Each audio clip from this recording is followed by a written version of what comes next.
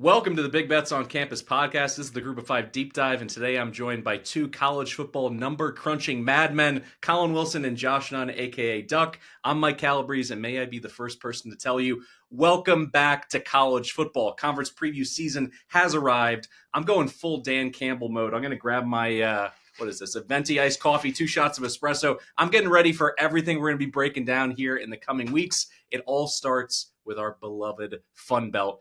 All right, guys, it's high time a Sun Belt team got into a major bowl game, in my opinion, because they've been banging on the door. Coastal almost got there in the COVID season. They were blocked by Cincinnati. James Madison has hosted College Game Day 3 times, App State and Coastal once apiece. This is a conference that is on the edge of the college football radar, but they are not off the radar. And this year, we have a clear big dog, or should I say a big Duke. In this case, they have the talent, they have the coaching, they have the schedule to make a run at the 12-team college football playoff. Will a Western foe play spoiler, though, like a Louisiana or perhaps, dare I say, a Southern Miss? Let's find out. And first, let me do a little bit of a programming note. We still have divisions here in the Sun Belt, which means we're going to break this into the East and the West. For this episode is Eastern Powers only. If you're listening and you want to skip ahead to the West, it should already be in your podcast feed. All right, gentlemen, let's hop right in. We have a lot to discuss. Let's start with the aforementioned James Madison Dukes. 9-4 last year, 4-4 in the belt. They go ahead and they take that bowl game over Western Kentucky, 27-17. They're just shy of 3-1 to win the belt. 28-1 on a perfect season, though. They have road games at Louisville and Liberty and a home game against Wazoo in the non-conference. Their win total sitting at 8.5. 7 starters returning, 3 on offense, 4 on defense. 42nd in returning production, 32nd on O, 80th on defense. Big headline here. Sluka Chesney reunion. Like high school sweethearts who mutually agreed to go their separate ways, but they always knew deep in their heart that they were soulmates. Well, these two crazy kids are back together, and I, for one, am thrilled about it because even without Sluka, year 1 for Chesney at James Madison, 9 wins, dropped a 70 bomb on North Carolina, and a pair of 2-point losses, including an overtime heartbreaker to Marshall, who ended up winning the conference. Sluka, meanwhile, was at UNLV, and while he was inaccurate as a passer running the go-go, he was a gritty playmaker for the Runnin' Rebs. 6 TDs, only 1 pick. Impressively, he ran for 253 yards and a score before that whole NIU snafu exploded, and he left and hit the transfer portal. They still were able to upset Houston and Kansas with him on the road. This backfield, I think, is kind of a perfect blends of both power running and speed. They got Sluka, they got Io Adei, they got Petaway. This system is just tailor-made for their skill sets. And the right side of the offensive line returns. Carter Sweezy, Pat McMurtry could both be first-team All-Sun Belt. 3 new faces on the line, but they're all seniors. Can they finish top 30 in line yards again? I think it's possible. And keep in mind with Sluka and Chesney, no play caller in America dialed up more quarterback design runs in the last 5 years than Chesney. That's a huge thing that you need to understand about this offensive system. Jalen Sanchez comes in from Villanova in the slot. He could be a big play waiting to happen. They bring in Isaiah Alston, a 6'3 receiver from Iowa State. The entire transfer class was impressive. You can make an argument it was the best in the G5 with 28 3-star signees. Now, defensively, they got massive playmakers to replace on the edges. Eric O'Neal, Kyrie Mans. They had 31 tackles for loss as a tandem. Jacob Dobbs, their tackling machine in the middle, is also gone. Terrence Spence made multiple All-American teams at safety after picking off 5 balls. What does Chesney do, though? He grabs the co-defensive coordinator from Alabama. Colin Hitchler worked under Luke Fickell. Worked at Alabama last year, and his calling card was takeaways. They finished with 28 takeaways, which was 5th in the FBS, a huge get for a program like James Madison. Now, they have 7 seniors this year on defense. They added a veteran and Elijah Culp at corner from Charlotte, Turner Schmidt from Robert Morris late in the spring portal window at edge. He had a really promising season at Bobby Moe, and Andrew Tadeo comes in from Colgate after going All-Patriot League last season.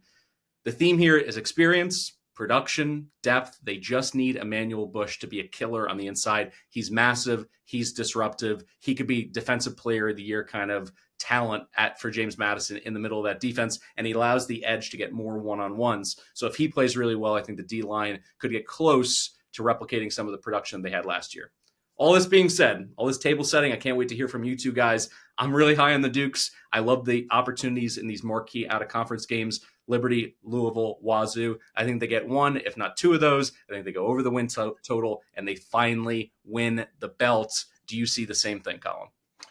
Well, what's amazing is that entire intro of James Madison, you didn't even mention that there's also more quarterbacks than Matthew Sluka coming here for James Madison, which is really important. Depth at the G5 level is imperative because they get fleeced by Power 4 programs, offensive lines, secondaries, they all get tanked. By the middle of the season, you got guys running out there that have barely played as much football as I have. So what's important is you didn't mention that quarterback Alonzo Barnett the third, he's being named to a watch list, awards list, and now Chesney's coming out saying he is going to return from injury. I'm feeling optimistic that he's going to come back. So, Sluka's probably sitting over there like, oh my gosh, my holy cross head coach, I better get another NIL deal before he comes back. So we'll see if Sluka starts anything up here. But I think it's a good thing that Barnett's coming back. I think it's good that Sluka is back in the system that he's familiar with. And frankly, the third string quarterback, Camden Coleman, at Richmond was just an absolute terror. So when you look at James Madison's number, I make this 9.3 well above the market. And a lot of that is offensive based. Chesney said, just to have three quarterbacks in this, in a G5 program is huge. Now, less than 50% of the defense returns. They lose some havoc makers, but, Jacob Thomas and safety returns, 3 INTs, 2 PBUs, could be the best secondary in the conference. The defensive line has some questions. So there are games on the schedule where if I see a heavy rushing attack, it does give me a little bit of pause. But other than that, out of the East Division, they draw, Georgia Southern, Old Dominion, App State, all in Harrisonburg. So when you're playing your division and you get the three that are supposed to be any good and they're coming to your house, that's a really good thing. So everything here sets up. They host Louisiana from the other side. We'll talk about how good they are on the West podcast. They do have to go to Texas State on the road, but they're built to beat all of these teams. I project them to win the West. I project them to do everything in the world. So I've got them at 9.3. If you want the over and all that juice, you can. I think the better bet for me is to win the East. There are a couple books out there that let you pick who wins the division, plus 110 to win the East. If that's a ticket that you're going to take into the Sun Belt Championship game, they're not going to be an underdog to anybody. So I will take a plus 110 to win the East. If you want to go and find a 3-1 to win the conference, that's something I've already put into the action app. All right, purple tinted glasses. Are you on board as well, Duck? I am. I bet James Madison to win the Sun Belt earlier in the summer. I really am glad that you brought up the three-headed monster at quarterback because the health of Alonzo Barnett is still in question, but when he comes back, he will be explosive. Having a third option is important with the design of the offense in nature and how much they plan to run their quarterbacks anyway, where Sluka will fit right in with that. But Camden Coleman really does provide a third option, which will be key at some point this season for James Madison.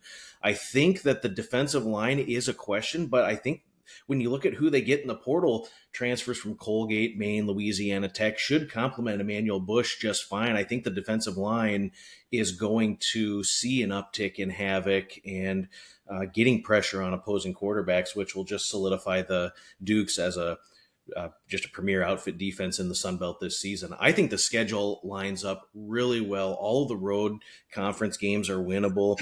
You have two opportunities, one specifically at Louisville for a real program defining win to put yourself squarely in position to be the G5 representation in the college football playoff.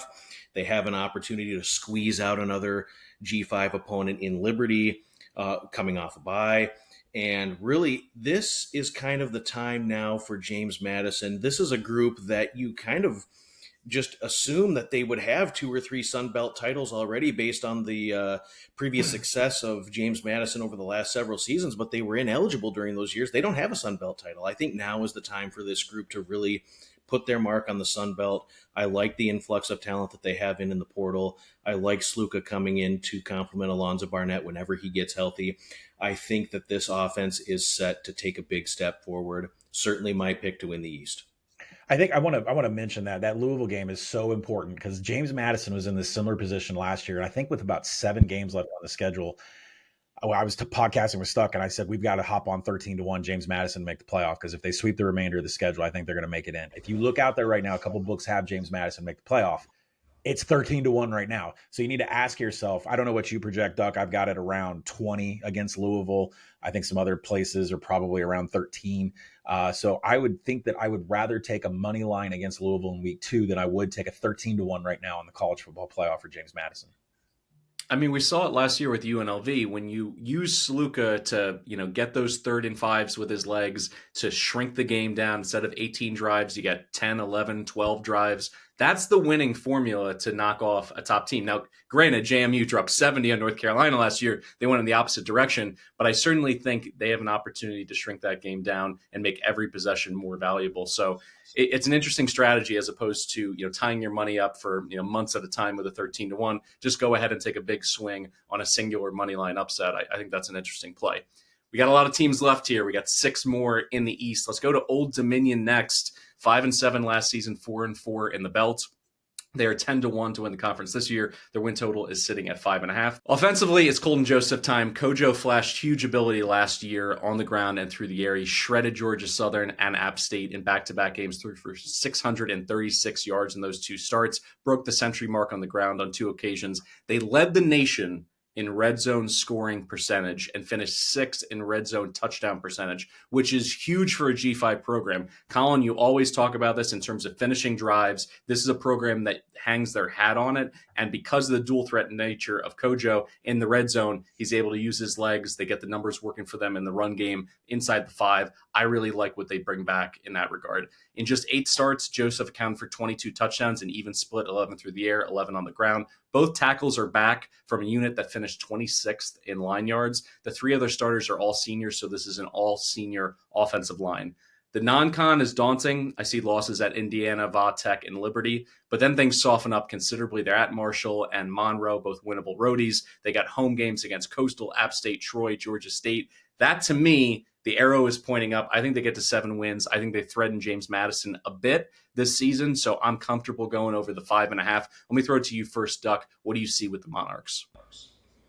Definitely an emerging team that has a positive trajectory and definitely has some potential. This Old Dominion bunch is one that usually we've seen over the past couple of seasons has done well when punching above their weight class. They gave South Carolina everything they could handle last season.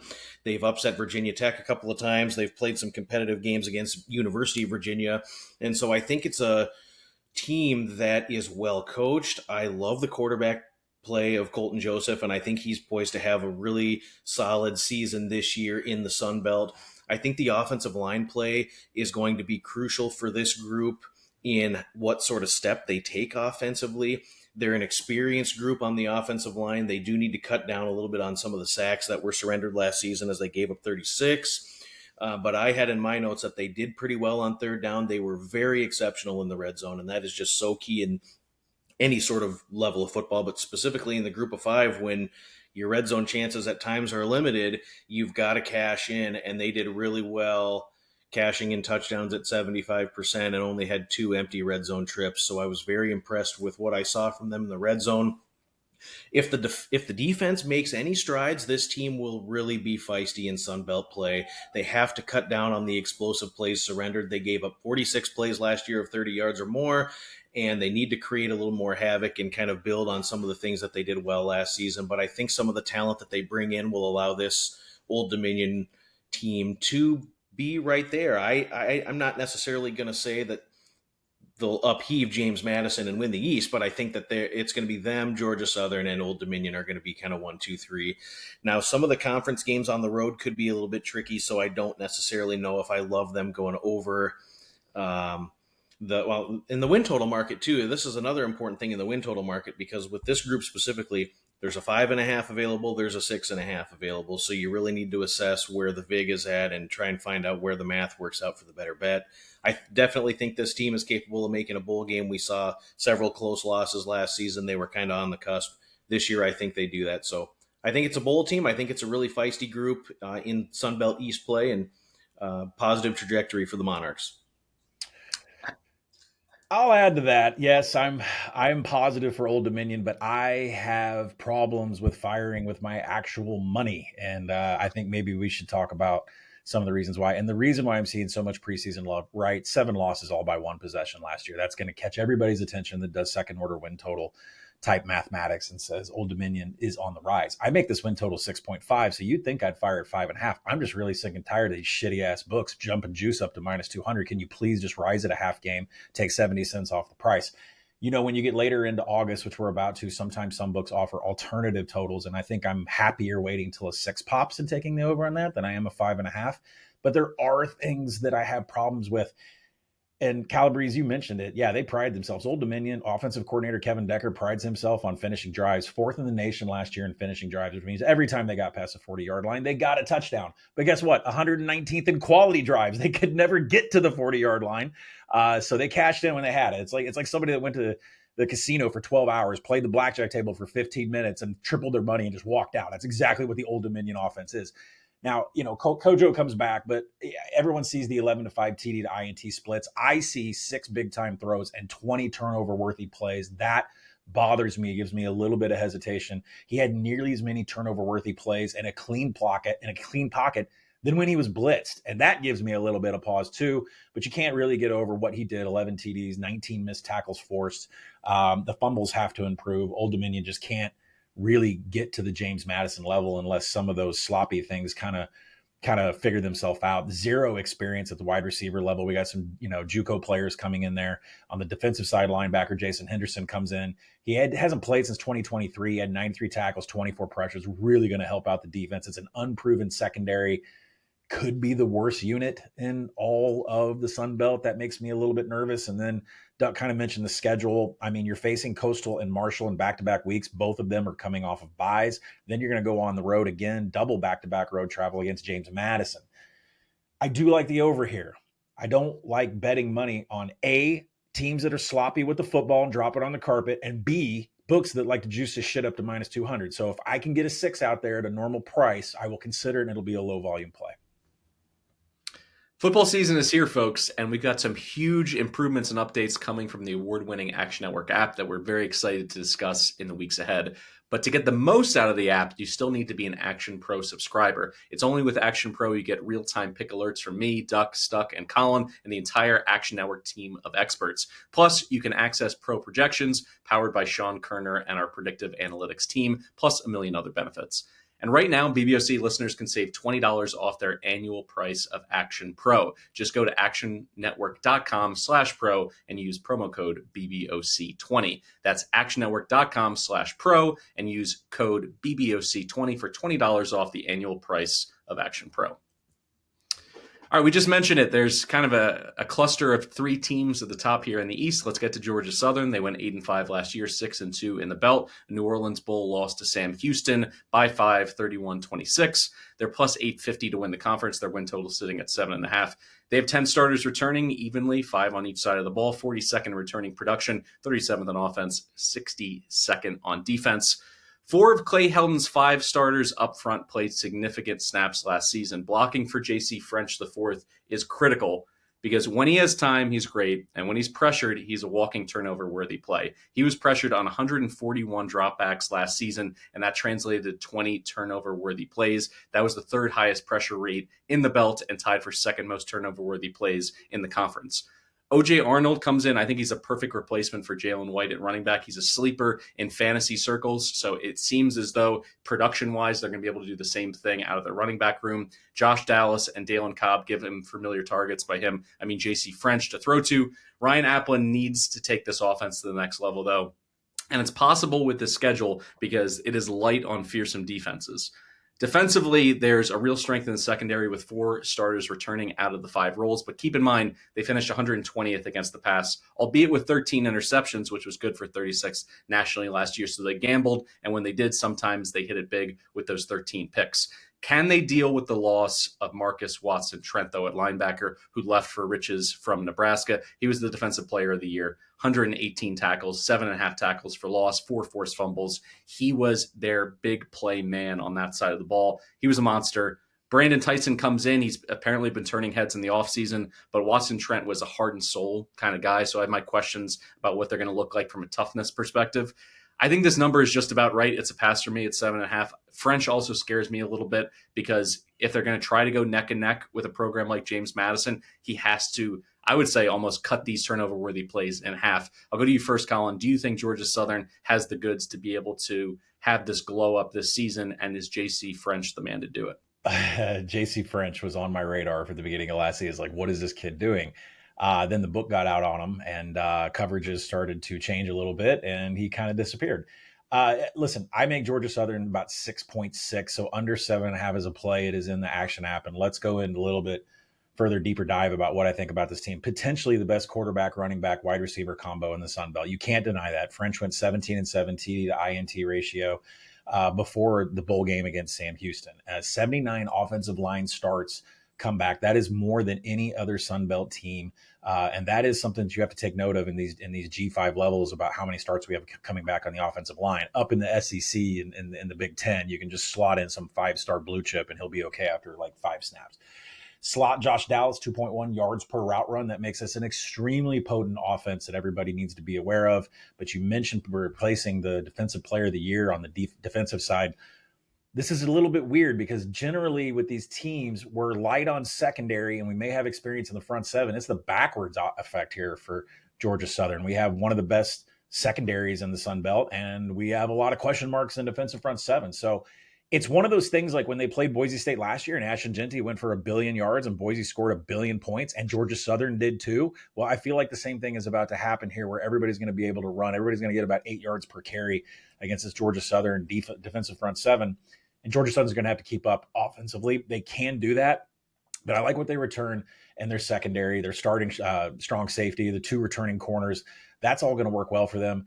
Projected 2 TD underdog against James Madison, so I can't consider them to really do any damage for the Sun Belt or for the division or anything. They do draw Arkansas State from the other side, so that's kind of a bonus. We'll get to that on the west side. Southern Miss, a little bit of a wild card. We'll talk about that also.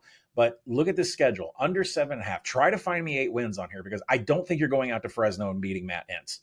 And I don't think you're going to USC. As good as, this offense can be, you're going back-to-back West Coast trips. I don't know if they're staying that week, but you're going back-to-back West Coast trips out to USC to take on a defensive USC that I think is massively improved. I could see them starting 0-2. So if you're going to take under 7.5, your spot to hedge is week 3 against Jacksonville State, who you guys, hey, shout out to you guys doing the Conference USA. We haven't released it yet, so I don't know what you said. I think Jacksonville State is dog shit. So I think the ding, ding. I think the hedge spot for under 7.5 comes week 3 against Jacksonville State. If you're feeling like you want to go against that under, but I like under 7.5. I put my own money on it. It's in the app. Collin, I thought that you were a thorough numbers-based guy. I figured you'd come with, the VRBO Airbnb rentals in the Fresno area. Are they going to stay on the West Coast? I guess we're going to have to wait. My favorite airport code, FAT, F-A-T, Fresno. All right, Duck, I saw you nodding along a lot with this potential under. Is that correct? Yeah, the 2 West Coast trips will be interesting to see how this group handles the travel in those situations. I actually have them pegged to beat Jacksonville State, and I'd factor that into playing the under even with a win. I've got this team starting 2-4 with a tough road trip at James Madison, and then they host Southern Miss, who we'll get to here later on in the program. But I just feel like this is going to be a unique situation for Georgia Southern where they're going to have to kind of rally the troops after a slow first half of the season start. I do believe that Georgia Southern was the benefactor of some luck last year, and they probably won 3 games that they didn't deserve to win. So you're getting an elevated number anyway based on last year's performance. I do think that there are some pieces to work with defensively, and I think the secondary is shored up okay. I think this, Collin, you hit it right on the head. This front seven, you can run on them, and they don't really plug the holes. The numbers were made worse by playing against Mississippi and Ashton Genty, but when you look game by game, it was not overly exceptional as far as Sun Belt standards for stopping the run last year. And I just need to see more offensively. We saw the Clay Helton system and Ryan Applin's pass-happy offense, but it was a lot of dink and dunk. It was less explosive than what this offense really wants to be, and I think we're going to see some maturation by Ryan Applin this year in his offensive coordinator ability to scheme stuff up. they have a really athletic tight end room, and I think they're going to try to run the ball a little bit more. They might use some 12 personnel, which we're not accustomed to seeing at Georgia Southern ever, and they might try to get some of those athletic big tight ends with big frames involved. So I'll be interested to see how that kind of gets worked in, but they're going to have to figure that out after those first two games, because at Fresno and at USC are not the environments to do that. I think that'll be hosting Jacksonville State and then hosting Maine will be the opportunity to see some of that change in offensive dynamic. But anyway, under 7.5, I leaned that way anyway. I have this group starting out at 2-4. I think there's another loss somewhere along the way here. Likely Old Dominion or Coastal Carolina can get them. I think it's a 6-6 or 7-5 team. So, Doug, would you agree with me that Fresno State, like money line right now, while it's still cheap, like below -150, I mean, that's got to be a play. What Matt Entz wants to do on the ground is so bad for Georgia Southern. So, spoiler alert for the G5 drive week 1. That's a bad game for Georgia Southern. It is, and we'll get into Fresno later. They have an exquisite defensive coordinator hire, and they bring in an influx of talent in the back seven defensively. So I think Fresno State matches up very well with Georgia Southern. I think the travel situation will be unique for Georgia Southern, as they don't typically go out that way. But yeah, at Fresno State, it is going to be very slow pace. It's going to be bully ball. They're going to have rhino packages with tight ends, even some 3 tight end sets. So yeah, this is going to be Fresno State possessing the football and just slow bleeding Georgia Southern to death defensively. If you notice the trend from this episode, we started with a lot of optimism for James Madison. As we go down the ladder here, a little bit of hate is creeping in, and it starts with Coastal Carolina. I know that Collin is going to care deeply about this one. The Chants were 6-7 last year, 3-5 in the belt. A Myrtle Beach Bowl loss to UTSA. They got their doors blown off 44-15. They're 17-1 to win the conference. Win total is set right there at bowl eligibility at 5.5. 10 starters, return 7 on offense, only 3 on D. 96th in returning production, 125th on the defensive side of the ball. But speaking of defense, they bring in Jeremiah Johnson, who I think was just a phenomenal DC hire. He performed miracles last year at Louisiana Tech, and despite a ton of new faces, he has a lot of signees in the defensive backfield to mix and match with. Situationally, he is a great defensive play caller. You saw it on third downs and in the red zone, and this is exactly where they need to improve, because you look at Coastal last year, third downs 105th nationally, red zone defense 125th. So if he can do anything that close to what he did down in Ruston last year, I think he can coach this group up a little bit. But the losses in terms of production and experience are significant on that side of the ball. Offensively, they bring back 4 starters, and or three or 4 starters depending on how you look at it. But the backfield is new. And the new quarterback is going to be the question through fall camp. Is it going to be MJ Morris? Is it going to be Emmett Brown? Morris has yet to put it all together, and Brown, while undersized, he was cooking there for a little bit at San Jose. Then injuries, a benching cuts his season short. He still threw for 16 touchdowns and just 5 picks. How much of that was throwing it up to Nick Nash? That'll, play itself out here in fall camp, as I mentioned. Tad Hudson as well, also in from North Carolina. He can't be ruled out of this 3 quarterback race in Conway. So all of this being put into a blender, I look at it as Drew Hollingshead, his air raid system. Who does it fit best? I'm leaning towards Brown, but this win total to me at 5.5, I think is just about right. If I had to play it, I think I'd lean to the under. The coordinator hires, I think, could bear fruit maybe the second half of this year or next season, but we'll see if they take just too many lumps early on and if that quarterback carousel ends up hurting their continuity and the locker room. Collin, I'll kick it to you first. What do you think about the Chants? I don't like Coastal Carolina, and I long for the Jamie Chadwell and the Grayson McCall days.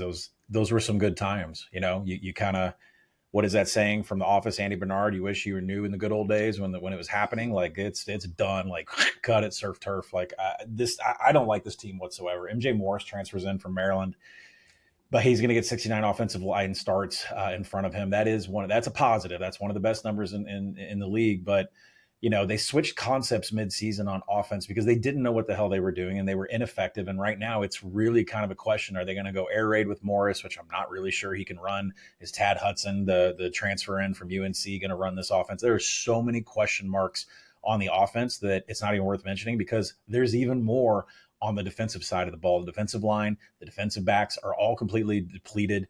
And then Jeremiah Johnson, who is amazing, right? But just because you have a great defensive coordinator, we'll talk about Marshall later, just because you have a great defensive coordinator doesn't mean that you're going to be hot on day one, because he has come out and said, We have got to play base defense until we figure it out. Are you shitting me? Like, we're not going to blitz. We're not going to have stunts. We're going to like simply just line up and cover one, simply line up in a base format and just see what we can do. Cause he's still trying to identify players. Like, I mean, this roster on the defensive side of the ball for Coastal Carolina is like a who's who of nothing.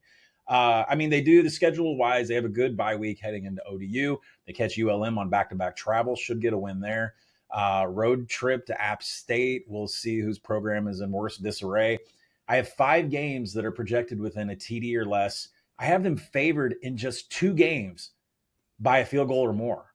I'm under 5.5 here. I've got it in the app. I project this at 3.7. Sometimes the numbers really, I'm so far off what everybody else is just eating through magazines and talking heads and all that shit. I'm at 3.7. I'm well below 5.5. I don't think that they're going to get anywhere close. I think they've got questions entering the season against Virginia. Maybe they figure it out against Charleston Southern. And even if you do figure it out, I'm looking at a November schedule where you're going on the road at Georgia Southern. It's going to light up your secondary. Hopefully you've identified people by then. And then you're going to go to South Carolina where you're going to get put in a headlock and beat up RIP Hulk Hogan, right? So I don't like the schedule whatsoever. I don't think there's a break for them anywhere to kind of catch their breath. Even you come off a bye week and you go to Old Dominion, that's not easy either. So I am absolutely in the boat of the under here. I don't think it's too juiced out so far, minus 110. I think it's one of the best opportunities for an under here. 3.7 for the chance here. Chance. So I'm leaning under. World Series chance. Yes, I'm leaning under. Colin's pretty wishy-washy. I didn't hear a really definitive stance on Coastal either way. How about you break the tie for us, Duck? Is this all negativity? Is there any way to look at this as maybe something pops offensively just based on the play caller and if one of these quarterbacks pop? I don't think – I'm going to put it on the record right now. MJ Morris, I'm just confused why he's in this quarterback room. Like, we've seen enough of him at multiple P4 stops. He never put it together. At least I can look at Brown and say there was a 3 or 4 game stretch where he was cooking. He was throwing it 35, 40 times a game. He put things on film. Do you see anything here offensively that could work? Because they absolutely need to have a top 5 or 6 offense in the belt to even sniff bowl eligibility, in my opinion. Yeah, and I just don't see it. I know they want to move quicker, and they're going to run some tempo air raid, and so it leads me to believe that it's going to be Emmett Brown who wins the job.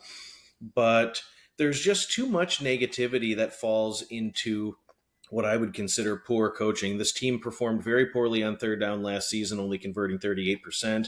They had way too many empty red zone possessions. They were in the red zone 48 times. 9 empty possessions and settled for 10 red zone field goals, so they're not cashing in when they get down inside the 20. I think that the offensive line could be okay, but we'll really have to see some continuity in the receiver room. I just don't see the offense taking the step to carry this squad overall. I think when you're looking at the defensive coordinator hire of Jeremiah Johnson from Louisiana Tech, obviously Louisiana Tech had an exceptional defense. It took some time to build. I, in my notes, was worried about if the pieces are going to be there yet. And so you've got this defensive coordinator who's able to scheme it up, and then you're going to put the handcuffs on him, and you're going to tell him to run base, and you're not going to send pressure right away, and you're going to try to just kind of figure out your personnel. Well, you're putting 11 folding chairs out there on defense, and you're just kind of going to see what happens. And I don't really see that having a lot of success early, specifically against Virginia's offense. East Carolina's up-tempo air raid could struggle against South Alabama. They got to go to Old Dominion early. And then that, Collin, you had mentioned that November schedule, I think, is just absolutely brutal. Georgia Southern and South Carolina on the road, specifically USC on a back-to-back. And then you conclude hosting James Madison. And my goodness, what are they going to be playing for on that last game of the season? It could be one of those magical seasons for JMU, and certainly one they're showing up at. And so there's just too many spots where I think this team is up against it. Probably 5 roles they'll play as significant underdogs. And, you got probably 4 or 5 games that are considered coin flips. It's just too much that they're up against this year, and schedule's a lot tougher in my opinion. So we'll see. I don't think that they'll be absolute garbage, but a bowl game would be a lot of things going right for Coastal Carolina this year. So yeah, I'd go 5-7 or 4-8 more likely than not. From one former Eastern power that could be struggling this fall to another, let's talk about App State's Coaching change. They went 5-6 last year, 3-5 in the belt, 14-1 to win it this year. That's a hard pass for me. Win total at 5.5, 5 stars, returning only 1 on offense, no quarterback, returning 4 on defense, 108th overall in returning production, 120th in offensive production returning. As I mentioned, the arrow is pointing down for me. Let me kick it right away to you, Collin. Talk to me about the coaching change and what you're expecting in year one. The arrow is pointing down. There is no arrow. It's bottom. We were hitting the floor here. Listen, as a graduate of the University of Arkansas, as a donor of the Razorback Foundation, and as somebody who's tapped in a little bit, we had no problem saying goodbye to Dowell Loggins when he left, when he went to South Carolina. Oh, we lost our offensive coordinator.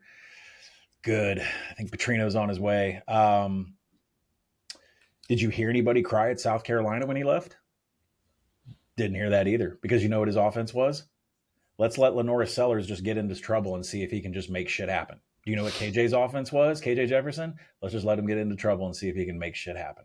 Well, here we are, App State. Your power running Sean Clark, Eli Drinkwitz, all that stuff that you've had for years, it's gone. Because now you are, I want my quarterback to get into trouble, and let's just see if he can make shit happen. And by the way, there's been a big drop in quarterback play, because now you're going with AJ Swan from Vandy. I mean, had 1 or 2 breakout games, but this is not the guy who's going to be able to pull off a Lenora Sellers and a KJ Jefferson type offense when shit does break down. And how about the massive JJ Cole, 6'7", 245 pounds? I had to double check because I saw the comp was Joe Flacco. I'm like, last time I checked, Joe Flacco wasn't a creative player in Madden. He's big, but he's not that big. Yeah, well, I mean, I what's going on in Boone? We got what do we got? Some Bojangles, some In-N-Out. I don't know, what do we got? What's the eating there? I have to look it up. Guy loves him some food playing quarterback at that weight. So by the way, so it doesn't matter who's playing quarterback, because there's 22 offensive line starts here on this team. That is the lowest of anybody in the Sun Belt. So that automatically screams problems for an offensive head coach who just likes to not have really good designed plays, runs RPO, and then things just don't work out. Loggins has always been more of a recruiter more than he has been an X's and O's guy. And I expect that to play out here, because it's not really been the case. I mean, App State's just kind of always had a reputation, which has been the recruiting aspect of itself. And they've had good coaches. That's going to get turned around. Potentially the worst defensive line in the Sun Belt Conference, especially against the run. 4 of the top 6 tacklers are back, but none of them are on the defensive line. They were 129th in defensive rushing success rate last season. I don't see that changing either. Defensive coordinator DJ Smith, I just don't see him turning around. They do have a great situational spot coming off a bye against Boise State, but are they winning that game? No. That game falls in between Air Force and Notre Dame, so it is a good spot to take on Boise State. I can see App covering, especially if it's a very large spread, but even I have hesitations with this team. Road trips to Old Dominion, James Madison, forget it. You're not winning the division. You're not going to the Sun Belt Championship game. That's the toughest. This is the toughest conference slate out there, especially with those 2 road games against Old Dominion and James Madison. So I can't find a way to bet them on the schedule. I can't bet them in futures, but I can say under 5.5. Now, win total wise, I make it 5.2. So it's not really in the range. When I get kind of out of side of a half win, I start fire. I start looking. When I'm more than a win, like I was on Coastal, I fire. Here, the mathematics says I should take the under because it's juiced so much the right way. I just haven't partaken in that yet, but I do like the under, and I think App State is definitely, the arrow's down. I think we're going to find out what rock bottom is in Boone.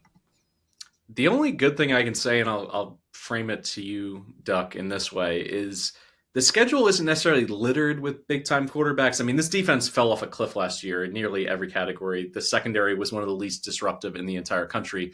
But they're going to face USM's Braxton. They got Madison, Kojo, Jalen Rayner. Outside of that, not necessarily some aerial killers. I still like the under. I like an alt under as well. I think if the juice is priced properly. But is that enough for you to say there's quarterbacks who are going to dink and dunk, who are going to throw underneath? Maybe their greatest weakness isn't exposed. And if that's the case, maybe they play and muck up a few games and steal 1 or 2 that they shouldn't. What do you think, Duck?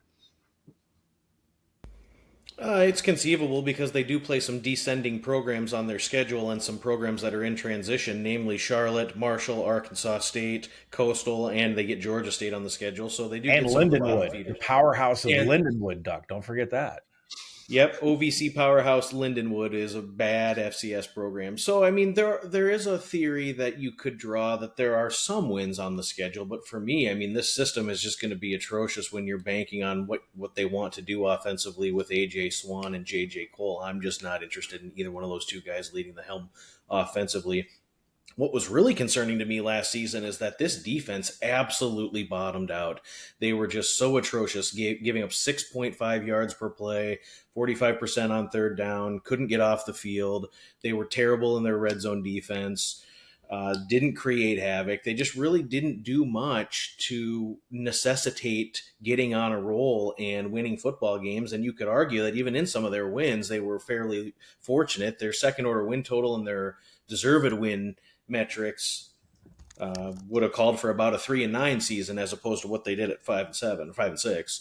So yeah, there's not a lot to love here. I think they could get shredded once again in the secondary. I'm not in love with what they added in the portal with the defensive secondary, and there's just way too many question marks. I think the job right now would be to try to really recruit the players to get in. This is going to kind of be a lost season for App State. If they end up with some marginal improvement, yeah, I could see this team beating some of the bottom feeders on their schedule, 4 or 5 wins, but to make a bowl game, it would be everything has to go right here. So, yeah, I'd lean under 5.5.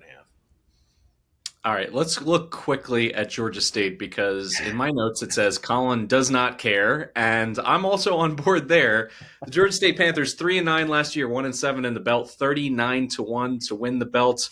We're going to run back this audio clip from Taken and Liam Neeson many times. Your arrogance offends me, sportsbooks. 39-1, like give me 200-1 and maybe I'll be interested. Win total 3.5, 5 starters back, 3 on offense, 2 on defense, 99th in returning production, 115th in returning production on defense. Duck, I'm going to let you drive on this one and I'll tee you up with this question. Has Del McGee brought in enough talent to be a pest in the belt? I think that's my standard. Are they going to be pesky? Are they going to be a team that's going to be in some close fourth quarters in conference play? Because somehow they beat Vanderbilt last year, one of the most confusing box scores of the entire season, and Texas State. So signs of things to come, or do you think those are just absolute flukes? Well, it all depends on the number week to week. If they're catching enough points, I'll take a stab. But this Georgia State team in priors has routinely done okay when kind of punching above their weight class. They did it again last season. They played Georgia Tech really competitively. They had 3 separate possessions where they had first and goal inside the 5-yard line, ended with 0 points in all 3 separate possessions. So they definitely deserved a better result there. They defeated Vanderbilt. They defeated Texas State as 21-point dogs, and they had 4 close losses by 7 points last season. So there was a little reason for optimism. I would say yes to your question. I mean, they did sign the best recruiting class in the Sun Belt, including 6 3-star receivers and 6 3-star linemen in the trenches.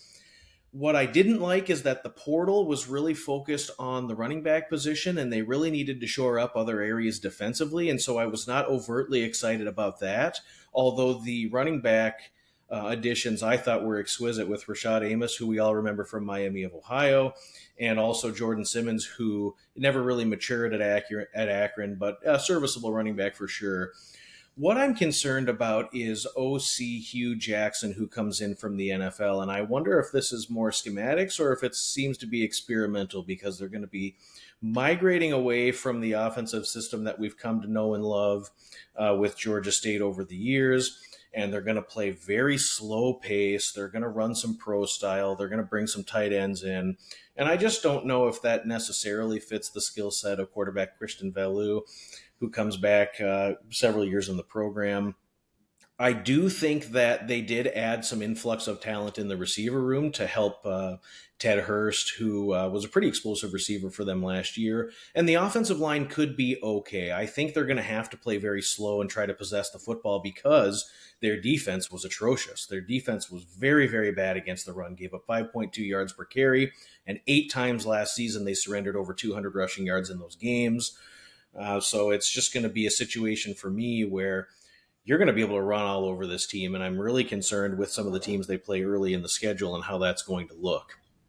I think they did a really solid job and a surprising job last season securing defensive havoc and living in the backfield a little bit, but the book is still out on if they're going to be able to replicate that based on what they have coming in the front seven.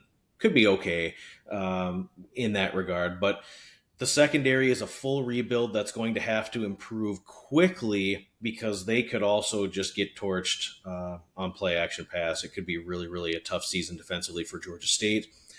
The way the schedule lines up, I just see them starting 1-4, and it just kind of looks like another year where Del McGee is going to have to try to rally the troops, and they're not going to be in position to have a winning season. They're not going to make a bowl game. I see 3 or 4 wins on the schedule, so they could be some incremental improvement, but I think it's still another year out or so for the rebuild. I think the talent influx is positive trajectory for the influx of young talent that they have in, but it will not come to fruition this year. So let me have one say here on Georgia State, because I do have a betting deliverable. Everybody get out your Microsoft Outlook calendars, get out your Apple calendars, whatever the hell it is you use to put down anything, and go check out Thursday, October 23rd. Yeah. I think Georgia State is on boat race watch. They have to go play Georgia Southern on Saturday the 18th, and then 5 days later host South Alabama. Now, sure, South Alabama's on 5 days rest, but they get to play Arkansas State the week before, and they should have no problems. So you're telling me Georgia State's going to go on the road, get boat raced by Georgia Southern and J.C. French and those wide receivers, and then 5 days later they're going to host a South Alabama team in Major Applewhite, which we're going to talk on the second half of this podcast. That, I know I project South Alabama like -9 in that game. That is boat race game. If you see anybody release a game of the year on that, that is such a horrible spot. 5 days rest after Georgia Southern. Boat race watch. Georgia State, October 23rd. All right, let's close out the East here with Marshall. They won the belt last year. They went 10-3, 7-1 in conference play, 26-1 this time around to win the conference. Win total down at 4.5. Only 3 starters return, 2 on offense, 1 on defense. 130th in returning production. This team was gutted when they fumbled the Charles Huff situation. He got a better deal at Southern Miss after winning the belt. Takes a ton of his players, takes his staff, takes his star quarterback with him. Christian Spears, Marshall's former AD. Shame on you. That's just shame on you. Just unbelievable. What's left is a year 0 rebuild for Marshall. Tony Gibson coordinated some wonderful and unique 3-3-5 defenses at NC State. In time, I think he could make it work, but they'll need to score some points while they get things to gel defensively this year. And I'm looking at Carlos Del Rio Wilson, who was once a 4-star prospect years ago before hiding out at Florida and Syracuse. Zion Turner is a safety net in the quarterback room as a dual threat option. I'm not blown away by him. I mean, we can run through the new faces, 62 in all. They haven't played together, full stop. They open with Georgia, so it's going to be bug meet windshield, and we know how fast those Bulldogs like to drive. Colin, what are your thoughts? I mean, can you even be a contrarian when everyone's going to be down on them year 0? Maybe some huge inflated lines in September after they lose by 70 to the Bulldogs. What are your thoughts here? Is there any way to zig while everyone else zags? Shame on this entire administration. Like, Doc Holliday takes your team to a Florida Bowl every year and brings back 20 recruits every year, stabilizes the program, and you're like, let's get Charles Huff in here. Charles Huff blesses you with one of the best G5 defenses, and you guys screw that up too. Shame on you, Marshall Thundering Herd, because we're always pulling for you every year considering program history, and you're effing it up. Quit effing it up. All right, so Rod Smith is going to come in. He's going to bring the Rich Rod Jacksonville State offense to an offensive line that has only about 24 starts. That's going to be trouble. Numerous running back transfers coming in. They're going to be in the mix. Can't even tell you which one's going to be there. Quarterback Zion Turner is coming in. 2023 Cuse quarterback Carlos Del Rio Wilson, which you mentioned. Potentially the worst wide receiver unit in all of the Sun Belt. That's going to be a little bit of a problem. So I don't know where the answers are going to come from the offensive side of the ball. And then the Gibson nickel package that's coming in from NC State. Listen, we love it. We've bet on it over and over and over, but the talent on this roster doesn't necessarily dictate that it's going to meet the level of expectation that Gibson is going to have. He's going to have a solid secondary. He does have some experience back there, but you have to have that incomplete nickel package in that 3-3-5 loaded with guys on the front, defensive front 3 that can hold up 2 offensive linemen, that can get some pressure off of 3 guys playing 5 in the back. And I'm just not sure it's going to happen here. There are 2 layups in non-conference after they play Georgia, Missouri State, Eastern Kentucky. You're going to get a chance to figure out what your offense is. Back-to-back travel to ULL, not good. Hosting Texas State, not good. Potentially the 2 best teams in the West. Potentially 7 of the last 8 games of the season I see as spreads within a TD. So it's really hard for me to take an over 5.5. I make them 5.5. The over is 5.5 plus 140. So by juice dictation, I should take the over here. The problem is I think it's going to start off really bad against Georgia, and maybe they update the win totals out there in the market and you can get some, because I've seen some books throw out win totals in the middle of the season. It's quite interesting. I think they get 2 weeks to figure it out in week 2 and week 3. After that, a bunch of, one possession spreads that are going to come up for the rest of the season. So I don't know what the identity of this team is going to be going into the last 3 quarters of the schedule. After game 3, it could be a completely different team, which is why I've got to pass. Make it 5.5. I should be taking the over, but I just don't know what I'm getting until I get 3 games in. Pass for me, Duck. What do you think? Yeah, I mean, we mentioned quite a bit here, and my notes don't add a ton as far as the personnel. I thought it was just shocking how they flubbed up the coaching situation with Charles Huff, and was just stunning that they couldn't come to an agreement to retain him. The mass exodus of talent after he left was just stunning. Southern Miss will be the benefactor of that. The non-conference, I see them 2-2 likely in non-conference play. The home games in league play are really tough, though. You've got ODU, Texas State, James Madison, and Georgia Southern coming into your building, and so the winnables are on the road. But even so, at Louisiana, at Coastal Carolina for this group will be a challenge. You got to go to App State late in November. It's just one where I just don't see this schedule conducive to them piling up the wins. I think that with the turnover in the roster, there's so many new players, you've got new coordinators learning new schemes, there's just way too much transition for me to assume that it's going to click. I have them significant underdogs in quite a few games. I just don't see a bowl game this year. It would be stunning for me if this team gets to 6-6. I've got 5 or 4 wins as more likely than anything else. I went under 5.5. It was one of the first regular season win plays that I made earlier in the summer, so under 5.5 here. Last question for you, Duck. If you wanted to go really down on Marshall and you wanted to say this is going to be a year 0 implosion, nothing works, they go 2-10, what price point would you need under 2.5 on an alternate to be able to play just absolute worst case scenario? I'd play under 2.5 at like plus 550 or plus 600. Okay, I think that's fair. As we've said, throughout the podcast, the later we get in the summer, the more these exotics and alternate markets open up. So just some food for thought for our audience. Welcome to the Big Bets on Campus podcast. This is the Group of 5 Deep Dive. This is part 2 of our Sun Belt preview. If you want to hear what we covered in the East, just hop into your podcast feed and listen to that first. If you're joining us from the end of that episode, welcome back. Hopefully we didn't scare you away with all that Marshall negativity. Although in between the 2 recordings, we're already saying maybe under 2.5 is the way to go. Florida State went 13-1 to 2-10. So it has happened recently in college football, worst to first, but flip it. So it can happen there in the world of college football, and certainly here in the G5 when there's so much roster turnover, 62 new players for the Thundering Herd. But let's get back to the positivity. Let's start at the very top of the West. There are 3 teams that I really like, but let's start with Texas State. The Bobs went 8-5 last year, 5-3 in conference play. They won the First Responders Bowl over in-state rival North Texas by 2, 30-28. They are 7-1 as a co-favorite with Louisiana to win the belt, at least, favorite in terms of just the West. Their win total sitting at 7.5, 3 starters returning 2 on offense, 1 on defense, 115th in returning production, 110th on 112th on defense. The question here, right off the top, can the offensive wizardry continue for G.J. Kinney? Always a difficult one for me to spit out. They averaged 36 points per game in the last 2 years with T.J. Finley and then with Jordan McLeod, so it didn't necessarily matter who he's working with at quarterback. And his fingerprints obviously are all over this offense, even with a new offensive coordinator. Unlike some of the G5 offenses that go all in on an air raid or a gimmicky option run attack, they were perfectly balanced.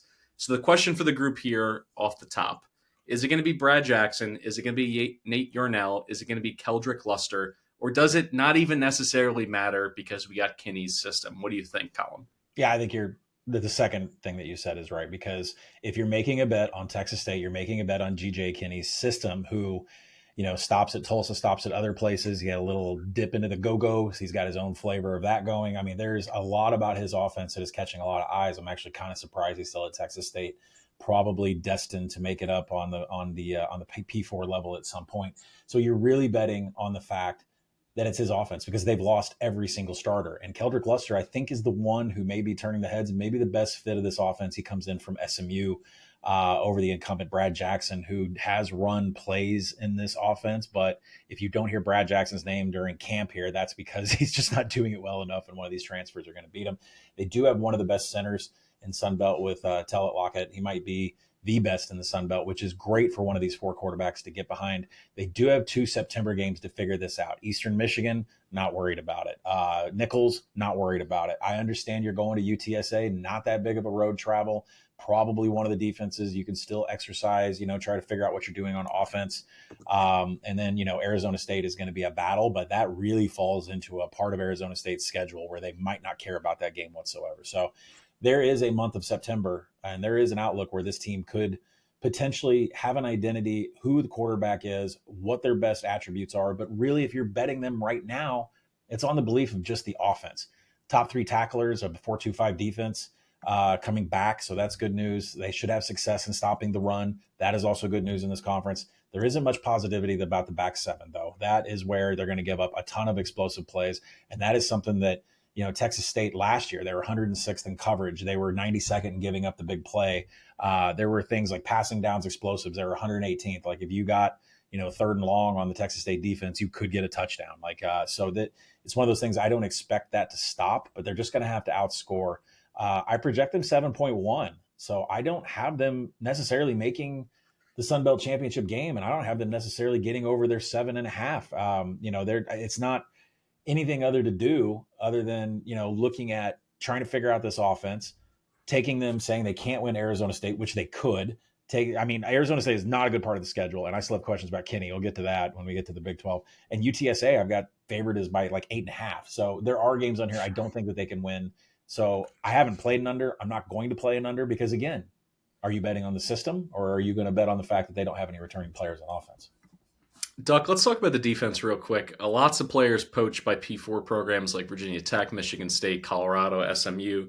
Dexter McCoyle Jr., I think, proved last year that they could essentially maintain some of those elite tackle for loss havoc numbers without it being all boom or bust. Because the year before that, the explosives were just, bottom, 2 or 3 teams in all of FBS.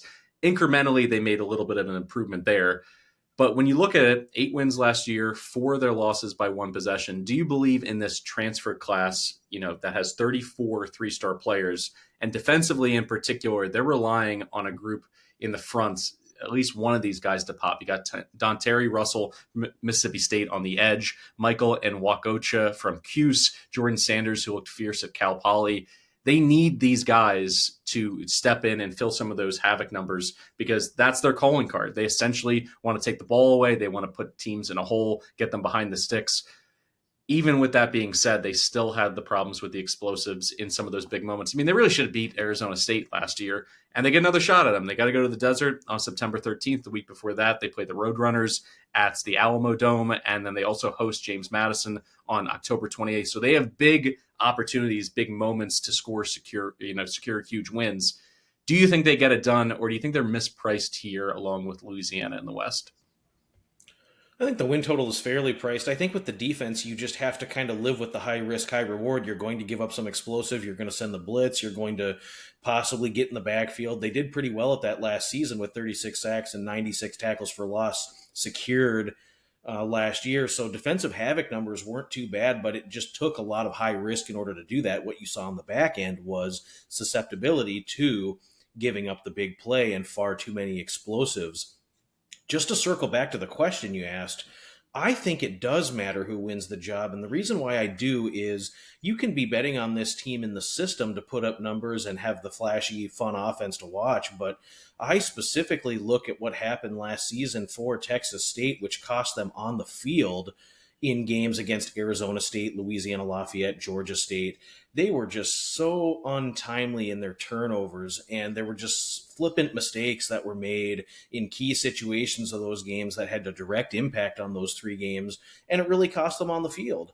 And so I think when you're looking at trying to you have to balance finding the right fit for the offense, who's the dual threat, who can make the throws, and who's going to take care of the football, because we had 3 specific games last year where turnovers were the direct result in losses. And they had a second half against Sam Houston State in a neutral stadium where they just completely went stagnated on offense and allowed the Bearcats to get back in it and win it at the buzzer. So, I mean, I think who wins the quarterback job definitely will unlock that next step in this offense because they have some exquisite talent coming in from the portal. Tyron Smith is a wonderful receiver who played at UTEP and then came in via Cincinnati.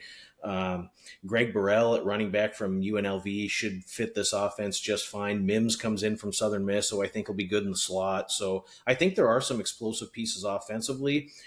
Going now back to the defensive side, it's just really you're relying on transfers. They've got 4 or 5 guys in the secondary that are going to have to gel and play cohesively. They're going to have a little time to figure it out in the non-conference, but it's going to be boom or bust, I think, again, because it's just the style of defense that this unit calls, and they're going to have some time. As long as they can get to the quarterback, they'll be okay, but it puts a lot of stress on the secondary when you're sending the blitz and you've got limited guys in pass coverage and you just leave your guys out there susceptible to big plays. Let's look at another team that won 10 games in the belt last year. They went 7-1 in conference play, but 10-4 overall. That's the Louisiana Ragin' Cajuns. The season ended with a thud. They get worked over by Marshall. They go to the New Mexico Bowl. They lose 34-3 to TCU. So I think that's thrown some cold water on the overall perception of this team, but they're still 7-1 to win the belt. Win total 7.5. 7 starters returning, 4 on offense, 3 on defense, 114th in returning production. Michael Desormeaux looked like a poor man's Billy Napier, just keeping Sunbelt Billy's seat warm in case he flamed out at Florida. Then he went and messed around and won 10 games, and now he hands the keys to his offense over to the most talented quarterback recruit in program history. Walker Howard is a former blue chip kid, rated as the nation's #1 dual threat quarterback by ESPN and number 5 by 24/7 Sports. Why do we not know his name? Well, he sat behind this guy named Jaden Daniels at LSU. He also was in that quarterback room with Nussmeier. No shame in not being able to pop there in Baton Rouge. Then the last 2 years, he sits behind Jackson Dart at Ole Miss, who was a first-round NFL draft pick. So I think when a lot of people, would look at a power 4 guy that gets buried, he doesn't have that dog in him. He can't command a room. He doesn't have those leadership intangibles. I don't think we know anything about that because he not winning those jobs over those NFL guys, there's no shame in that whatsoever. Now, the question is, can he do more with his legs than Wooldridge did last year? But Wooldridge was incredible for Louisiana. But can he do it with his legs because this receiving room is very green? They're going to need Sheldon Sampson, a former SEC blue chipper who's a big kid. He's got crazy speed. They need him to be borderline first team all belt to be able to balance out the inexperience that they have on the perimeter. Luckily, they get 2 layups right away. They get Rice, they get McNeese, so they have some time to settle in offensively. Defensively, this is where I kind of lose a bit of steam in terms of my positivity for UL. 10 of their top 13 tacklers are gone. The pass rush should be decent. Jordan Lawson and Cameron Whitfield return after chipping in 11.5 sacks on the edges. But so many new faces behind them. Jim Salgado has his work cut out for him. I think he's going to have to perform some miracles on the back end here. I'm going to level with everybody, though. The schedule only has 2 surefire losses, in my opinion. It's why I'm over on the win total. I do think that they are my pick, maybe a co-favorite in the West with this next team I'm going to discuss. I really like them because I look at the loss at Mizzou and then a loss at James Madison. However, even against the Dukes, they're off of a bye and JMU is not. So in terms of a scheduling quirk, they have the advantage there. Going to go with the over because I'm enamored with Howard. I think this guy's going to be fantastic. I hope that he is. I think that all of our G5 leagues need more elite quarterback play. I think it's what gets, the casuals' eyes on these conferences, and that's what I'm looking for. So Howard or bust for me. What do you guys think? I'll kick it to you first, Duck. Yeah, I think it's a really unique quarterback situation and probably a situation that this group is just not used to being in, right? You have a really high-profile recruit that has now settled on Louisiana and should immediately inject some life into elevating their pass game from priors. The offensive line actually shores up okay. I think they did pretty decent in 4.8 yards per carry and only allowed 18 sacks last year, and they've got plenty of talent back along the offensive line, so they appear to be just as strong there. Really a solid unit on third down, and they were in the red zone a ton last season. They did really well moving the ball, What I would like to see from this group is better execution down there. I mean, they settled for 19 red zone field goals last season, which is just absurd. So if you have a quarterback with a laser arm that can make the right decisions in tight windows, and you can convert those trips, because they didn't have a lot of empty trips, but if you can convert those red zone opportunities into touchdowns, this offense could just be elite and could be lights out this season for Louisiana. Do you think the offense will be enough to help the defense as it slowly grows this season, Collin? Because as I mentioned, so many new guys are going to be relied on for stops. It has to. The defense is atrocious. I'll get to that. I think the offense, though, for how bad your defense is, there could be problems on the offense. And one thing that I'm looking at is 117th in tempo and the fact that they love to run the ball. They're going to be able to do that. The backfield is with Zillan Perry and Bill Davis, each 3.7 plus yards after first contact. They can move after they get hit. Zillan Perry creates missed tackles at a really great rate. From the running game perspective, this is Sunbelt Billy's offense still is the footprint of that, and it's still got two running backs that can go. So even Walker Howard needs some time against Rice, McNeese, which he shouldn't. But even if he needs time there, oh my gosh, a game against Missouri, and I don't like Missouri. So I'm just going to, I think this offense is going to be fine. But when you run a tempo that's slow, your defense is going to have to, and you have games that have 9-10 possessions, your defense is going to have to step up once. And that's where second-year DC Jim Salgado's got some real problems here. I mean, lose top 5 tacklers on the defensive side. They do get Jordan Lawson and Cameron Whitfield on the edges. They accounted for 11.5 sacks this season. But outside of putting a little bit of pressure on a quarterback from those edge positions, it's dog shit. And I mean, I lose that. That might be an insult to dog shit. Because 132nd in defensive rushing success rate. They couldn't stop the run. 125th in creating contested catches. They couldn't stop the pass. 121st in defensive finishing drives. 131st in pass rush. 124th in tackling. That's coaching. That's Jim Salgado. So you're on the clock, buddy. I mean, there's got to be an improvement here through the first half of the season, or they could be going with a mix and match assistant staff running the defense here. This is, you guys mentioned, this is one of the easiest schedules from a strength of schedule perspective in the conference. They're going to host their rivals, Texas State and Southern Miss. They're on back-to-back 6 days rest at South Alabama, which could be the only tricky spot on this entire roster. And plus South Alabama with what they want to do with their offense. If you don't get your corner position locked up, that could be a problem. You get a bye week before you go to James Madison. Not sure you can beat them at home, but you do get a bye week. Could be a Sun Belt game preview. I think the question is, are they, like you said, are they co-favorites to win the West? I think the answer is yes. I project them at 7.4, and so there's no play for me on the win total. But I think the team that I do like to win the West, that's where you're going to want to figure out some sort of hedge strategy to make sure that you get your investment out of the West, if it's Louisiana or this other team we're going to get to.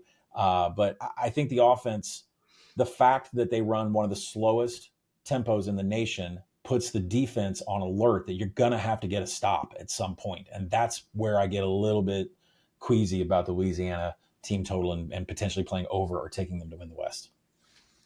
This next team that we're going to discuss is the reason why I love my job and I love working at Action Network, because I'll bump into regular sports fans. They ask me, oh, what do I do for work? Oh, I cover college sports, talk college football. Which teams are you excited about? And they're waiting for me to say Penn State or Texas, and I say Southern Miss, and they slowly back away from me and get in their car and leave the parking lot. But you guys, you're my people. You understand. Let's talk about the Golden Eagles in Hattiesburg. They went 1-11 last year, 0 in Sun Belt play. They are now in the 16-1 range to win the belt. I know that everyone on this recording has fired it in at least 25-30, 35-40 to 1. Their win total sitting at 4.5. Only 2 starters returning, 1 on each side of the ball. 73rd in returning production overall, 13th on offense, though. In the Action Network world, USM is a known commodity. Charles Huff comes in from Marshall, a worst coach in Will Hall. Hall ball now over. He's out the door. The best in terms of winning the conference last year. What a coaching swap.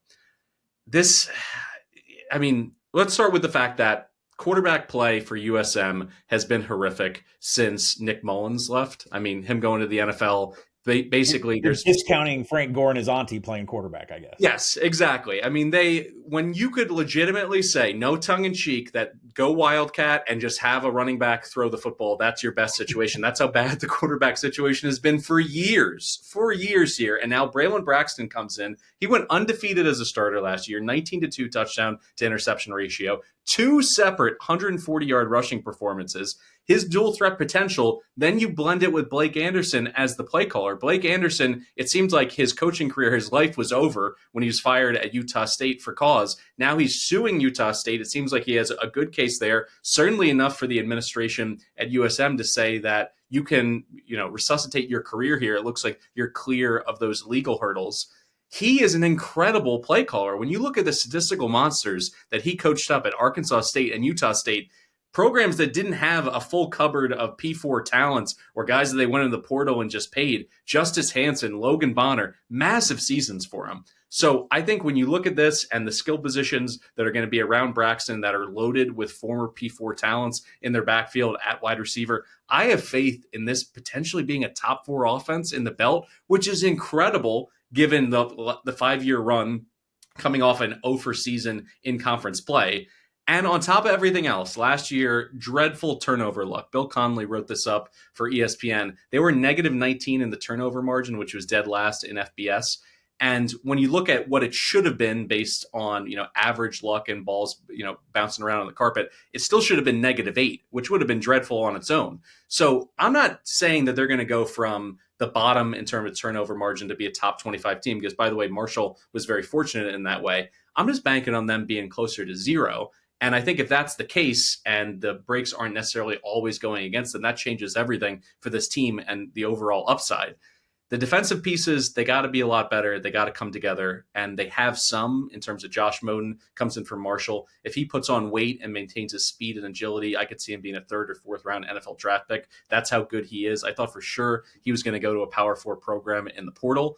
And also you got Josh Battle from FCS Chattanooga at safety. That's another veteran hand there in the back half of their defense that's going to make sure that they're not giving up huge plays left and right. Jason Seymour, their DC, is someone that I trust. He did a phenomenal job at Marshall. This is a common theme, situational play calling. How are you on 3rd downs? How are you in the red zone? I trust him to get things right in that regard. My favorite win total of all of the G5 over 4.5 on USM. I got them at 30-1. I'd still play them at 20-1. You're going to have to hunt around for that because 16-1 seems to be the consensus there by books. But Collin, just talk me through this. This is something we both got really excited about. The more you look into it, the more it looks like a complete turnaround and maybe a 7-win differential from last season.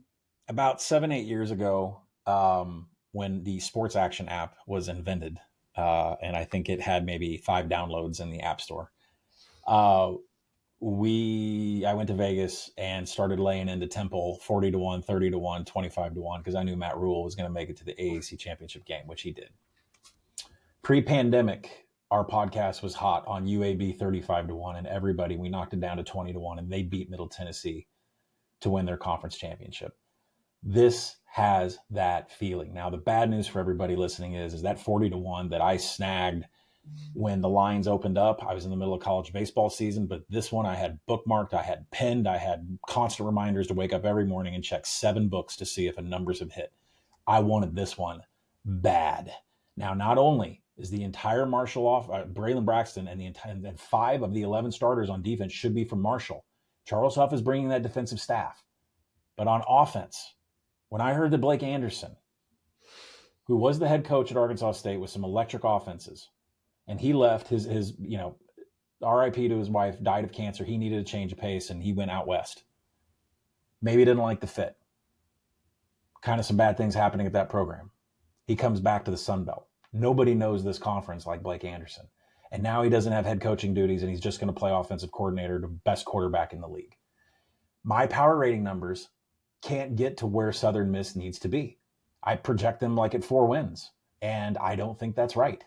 When you take Marshall's defense and you combine it with their quarterback, who's going to be the best, with an offensive coordinator that has an electric style and has dominated this conference before, there's nothing you can do in an Excel sheet that's going to catch up to that.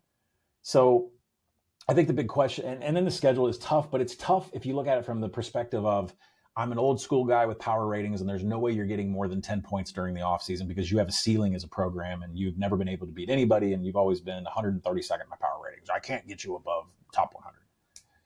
If you play that, you're going to limit yourself on what the ceiling is with this team. So what is the ceiling of this team? They can win the West. They can go to the championship game. And then they can get dominated by James Madison. But until then, let's have some fun. I think the 40-1 was good. I think if you can find 20-1, that's good. The number at 14-1 to win the Sun Belt is troublesome because you're still going to start off the season getting probably beat by Mississippi State. Maybe cover, probably beat. Then we get to see the real action against Jackson State. And then I think you're going to dominate App State, and then everybody's going to wake up and realize, well, I've had enough time for Blake Anderson to get this offense intact, and people are going to know what Southern Miss is, and the power rating is going to be completely changed. Remember, we talked to everybody about this. Like, power ratings at the end of the season, last 4 weeks, they don't move more than 1.5 points. First 2 weeks of the season, you can move power rating 4 to 6 points in a game based on what you see in the box score and how they wax teams. So this is what I expect. We've had examples of this before where people weren't paying attention to Matt Rule going to Temple, where people weren't paying attention to Bill Clark resurrecting a UAB program that had a bunch of players like sit out for 2 years and decide to come back. This is one of those situations nobody paid attention to in the offseason. And that's why the opening number was ridiculous. And I think 20-1 is a huge bargain. I would still buy at 14-1, sit back, figure out a plan for Louisiana. That's going to be a tough game. Power ratings say it's a 14-point game, but it might not be by the time it gets to October 18th. So get your futures in, build a plan to go up against Louisiana, and then build a hedge plan for James Madison, because that could be bad. I think we're all on the same page offensively. The Anderson, Braxton union is probably going to bear fruit. And I think explosive offense is what I expect by the time October rolls around, certainly. The question is, this defense, which was once monikered the Nasty Boys, can they bring an edge to themselves this year after, last year it was a full collapse. I'm not interested in looking at any of the metrics or the stats. It's a new staff. It's so many new faces. Do you think they're going to be good enough defensively to not only be in the conversation for a bowl, but to be in a conversation to win the West this year, Duck? Duck needs to mention that Michael Montgomery is a dog. He's coming in to be the captain of this defense.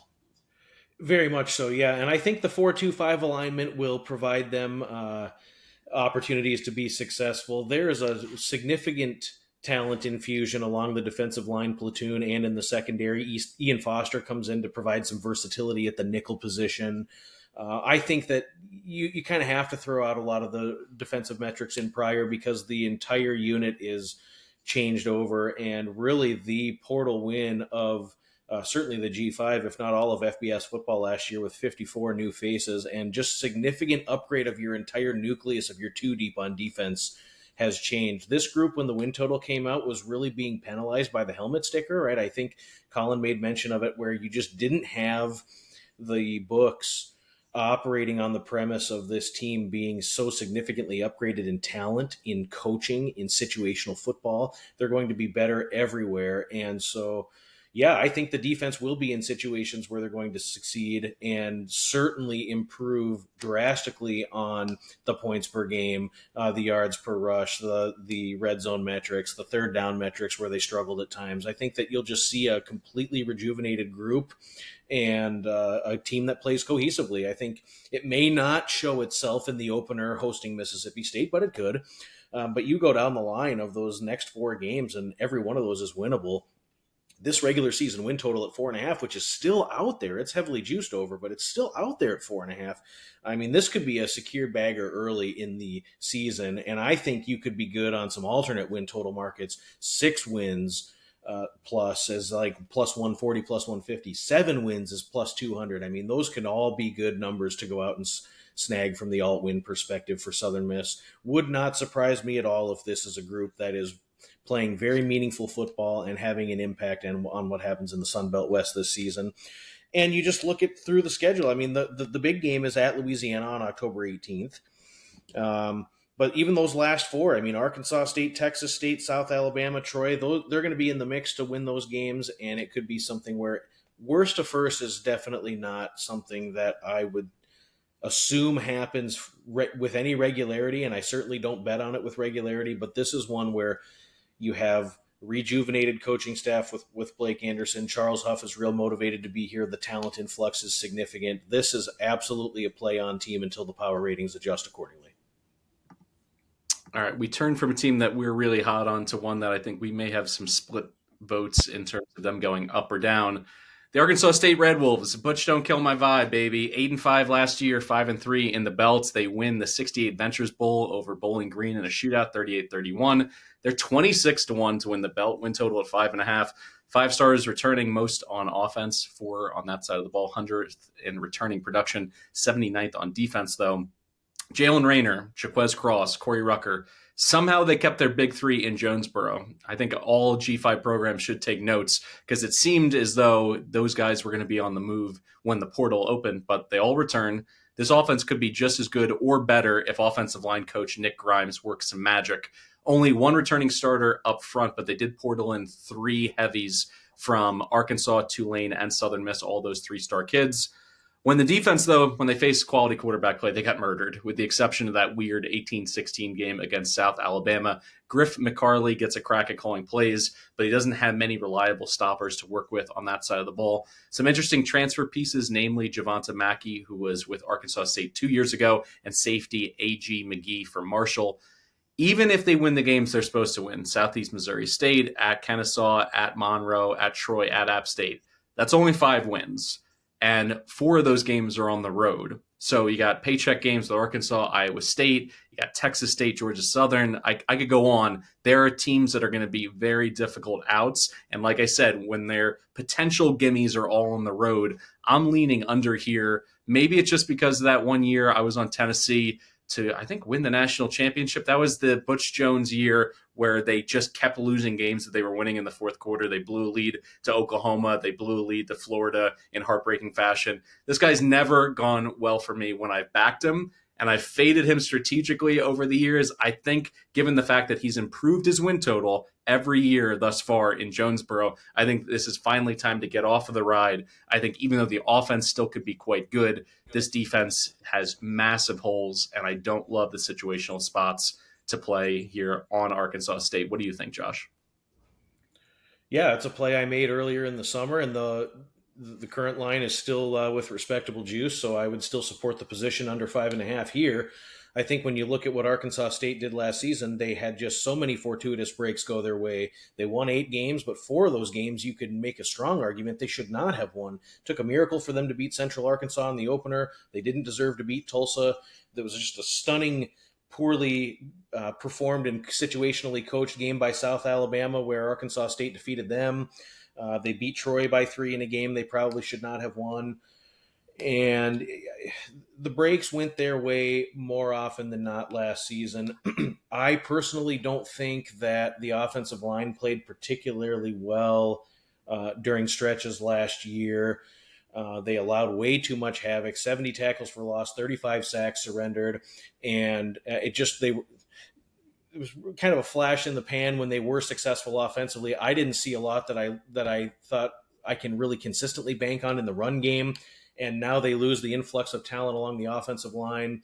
4 of the top receivers are gone, along with their top running back from last season.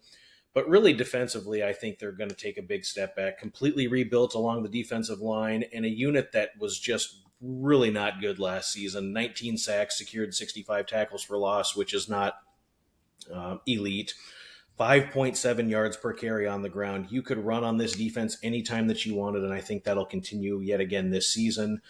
The linebacker room looks weaker. It's a completely rebuilt front 7. Just not something I'm wanting to bank on. When you look at the schedule for me, I think it's 2-2 in the non-conference with tough games against Arkansas and Iowa State. Collin, you can chime in on Arkansas later, as these two programs have never played each other in football, so I'm interested to get your thoughts there. But the conference games at home are brutal. Texas State, Georgia Southern, Southern Miss, and Louisiana all at home, so it makes your winnables on the road. This program has been terrible on the road for some time, and I just don't think you can bank on them going out and winning 4 road games to secure the over here. I think that you saw a team that was very fortuitous in a lot of their wins last season. The defense is set to take a major step back. Give me under 5.5. This is not a bowl team this season, despite some of the flashy players they have on offense that are fun to watch. It's right there on the cusp of bowl eligibility. So are they sitting at home, Collin, during the holidays, or are they playing in a bowl game? They're not playing in a bowl game, but I will say this. Just put a message into you people on the other side of the state over in Jonesboro. All right. When I got out of college, first off, Frank Broyles, former AD for like a billion years and former player on our national championship 64 team, he wouldn't even acknowledge that there were other colleges in the state of Arkansas. And he sure as hell wouldn't acknowledge that Arkansas State wanted to play us in basketball or football, ever. This game would have never happened. We would go down, pay ULM $1 billion, even to come beat us in Little Rock some years. We would have never acknowledged that Arkansas State has a program because of a recruiting perspective. And the fact that Arkansas keeps losing out on recruits and we're playing Arkansas State, I'm just still questioning, Hunter, what are we doing? Anyways, we're playing this game. And I will say this as a little SEC preview because Stuckey touched on it in our first kickoff podcast about what happens if Arkansas State wins. Arkansas has the worst defensive line in all of the SEC. And if they can't get pressure on this Arkansas State offensive line, the Hogs aren't going to win a single game. So I'll just keep that in the back of your head. Plus, you people in Jonesboro, just chill out. And the reason I'm saying chill out is because after I got out of college, Arkansas State and Arkansas played in women's basketball. All right. And it was like 1997, 90. No, it was like 2002. I don't know what year it was. It was postseason. It's not like we scheduled them. It was some sort of NIT game, some shit like that. The Arkansas State women's basketball team beat Arkansas women's basketball. And you know what they did over there? They made DVDs and they sold them on every bookshelf in the state of Arkansas because your women's basketball team beat Arkansas women's basketball. Chill out over there on the other side of the state. Know your role and hang out in Jonesboro and don't come this way. All right? That's all I got to say about Arkansas State and that Arkansas game. Getting fired up, and we still got it 6 weeks ago. All right, I project Arkansas State at 3.7. Don't like anything about this offense. The only thing good about this offense is that Jalen Raynor comes back. He gets Corey Rucker out at wide out. 113 targets, 2.3 yards per route run. That is the entire offense because the offensive line returns 33 starts. It's not even lawn chair worthy. It's Olay let him run through. And with the tempo of this offense being 17th fastest in the nation, Jalen Raynor is going to have to fire the ball fast or he's going to have to take off running. That's going to be the offense. Defensive scheme change to the 4-2-5. We mentioned Griff McCarley taking over here. Could be the worst defensive line in secondary in the Sun Belt, so I can't really have any hope that they're going to get anything done from that perspective. But if you're a second order win total guy, if you're somebody that goes into box scores and looks at win probabilities and factoring that into next year, 6-0 in one possession games last year. That is market indicators pointing down. Both Texas State and Southern Miss come to Jonesboro off bye weeks. You draw Georgia Southern and App State from the other division. That's not the easiest games. So there's nothing I like about this team. I went under 5.5. I think because I was so focused on college baseball, I had to eat some bad juice. I would have preferred something better, but I would still play under 5 when the alternates come out. I play under 4.5. I projected 3.7. And by the way, chill out week 2 when you play Arkansas, okay? Just know your role and hang out over there by the Mississippi River and do whatever it is you people do in Jonesboro. In Little Rock, Collin, are they going to show up for that one? Are the Jonesboro faithful going to show up in Little Rock for that game that the Razorbacks don't like to travel to each season? Yeah. You know, we actually lose money playing games in War Memorial. Like, this is just the stupidest rule. Like, towns like McGee and Dumas and Monticello, like, you have to play games in Little Rock so that we can see our team. Just buck up, put a little extra gas in the RV, and get your ass up to Fayetteville. We actually lose $1 million playing in War Memorial. Knock it off with this War Memorial crap, all right? That's where the high school teams play their championship. Make Arkansas State come over to Donald W., all right? You have 2 scoreboards bigger than the earth. What are we doing? Playing in that garbage can of War Memorial. Football season is here, we can't folks. lose that game. If we lose that game, I'm not coming to Mitchell. I'm not coming to the pod on Sunday. I'm going to the bar on Dixon. We are not losing that game against Arkansas State. All right. I'm good. Speaking of losing, I think I've lost control of this episode, but I still got time for an ad read here. Football season is here, folks, and we've got some huge improvements and updates for the award-winning Action Network app, and we're very excited to discuss those in the weeks ahead. But to get the most out of the app, you'll need to start by being an Action Pro subscriber. It's only with Action Pro that you get real-time pick alerts from me, Duck, Stuck, and Collin, and the entire Action Network team of experts. Plus, you can access pro projections powered by Sean Kerner and his predictive analytics team, plus a million other benefits. And right now, BBOC listeners can save $20 off the annual price of Action Pro. Just go to actionnetwork.com/pro and use code BBOC20. That's actionnetwork.com/pro and use code BBOC20 for $20 off the annual price of Action Pro. We turn now to the South Alabama Jaguars, 7-6 last season, 5-3 in the belt. Salute to Veterans Bowl win over Western Michigan, 30-23, plus 650 to win the belt this season. Win total at 6.5. 7 starters returning, 4 on offense, 3 on defense, 68th in returning production, 50th on offense, 62nd on defense. No Gio Lopez, no Fluff Bothwell. They get plucked by North Carolina and Mississippi State, respectively. How do they reload, Duck?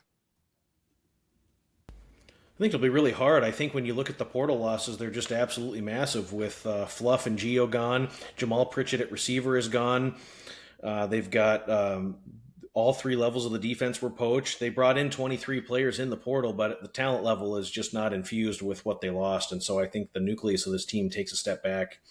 Last season was up and down, but really more disappointing, in my opinion, than anything else when you had disappointing non-conference losses against North Texas and Ohio, followed by stunning conference losses against Arkansas State, and then a complete collapse against Georgia Southern were really the motif of last season. It was a team that should have been a little bit better in conference play than they were.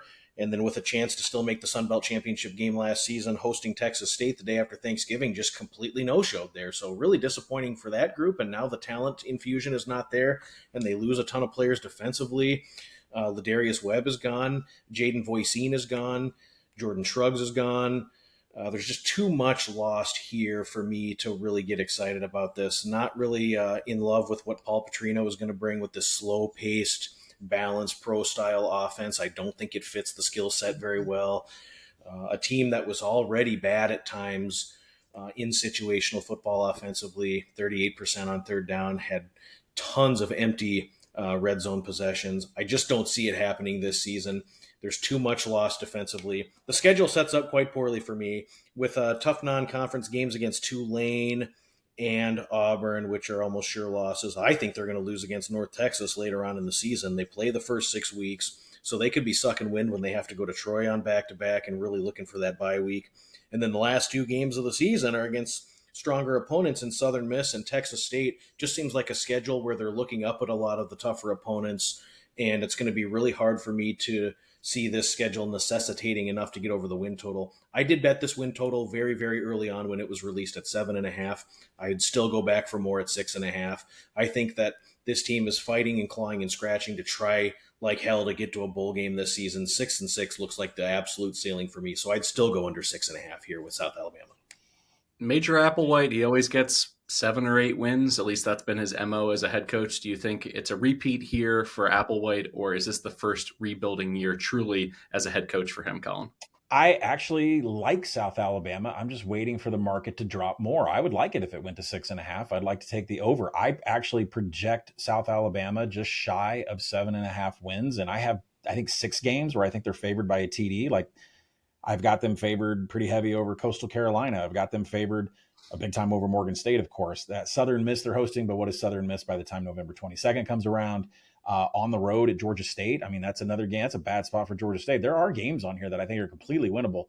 Zach Pyron coming in after not winning the Minnesota job, I don't think he's going to be the starting quarterback because Bishop Davenport was just excellent in the bowl game. I was watching this thinking, holy cow, this, I mean, even if Gio Lopez leaves, we're pretty good. Paul Petrino coming in as offensive coordinator, but it's still Major Applewhite's system. I think what we're overlooking is that even though that Fluff Bothwell isn't there, Kentrell Bullock has some really good numbers at running back.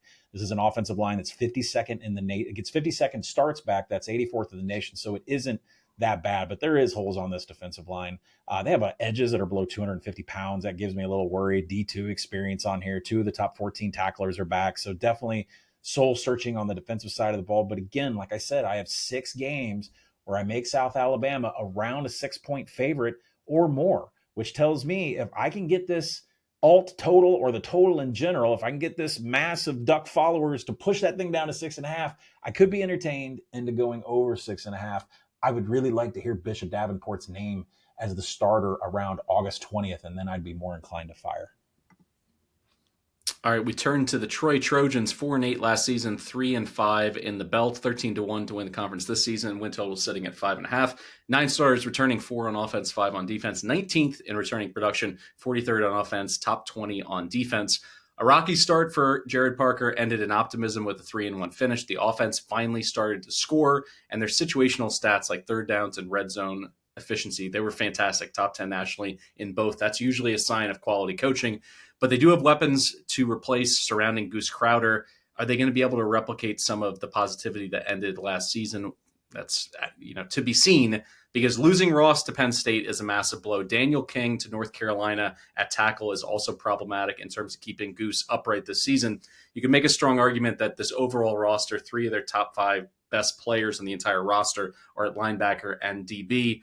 When I look at the schedule, though, you could argue that there's 10 toss-up games. You got the W over Nichols. You got the clear loss. They're going to get drubbed by Clemson. Outside of that, a lot of possibilities, a lot of variance with the schedule. It's a pass for me for that reason.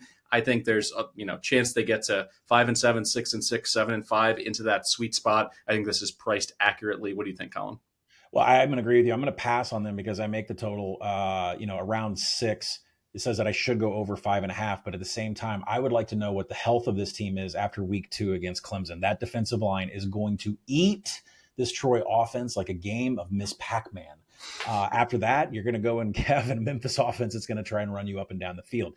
Come back to me on September 14th. Tell me what the health of this roster is. Does Gerard Parker have his intended starters still healthy enough to play the rest of the season? I'd be more inclined to bet them from then on, because you're right. There are I've got 7 coin toss games. I mean, it's way too much for me. Nichols and Georgia State, the only games where I've got projected Troy as a double-digit favorite. So there's just 7 games where it's 4-point spread or less. Can't get into it. But again, it's one of those things where I'd like to see a healthy roster after Clemson and Memphis, and then I'll be ready to roll for potentially some dip spots if they look bad against those 2 teams, which they should for good reason. So if they do and they're healthy, I'll be betting them come September 20th, probably against Buffalo. It's been more than 4 months since International Women's Day, so I appreciate you throwing out Miss Pac-Man, not the regular male-dominated Pac-Man. Duck, what do you think on Troy this year? Yeah, it really comes down to the health of the quarterbacks. Last year, they just battled with injuries with Goose Crowder, just not being able to stay healthy, and so it really handcuffed them early on in the season.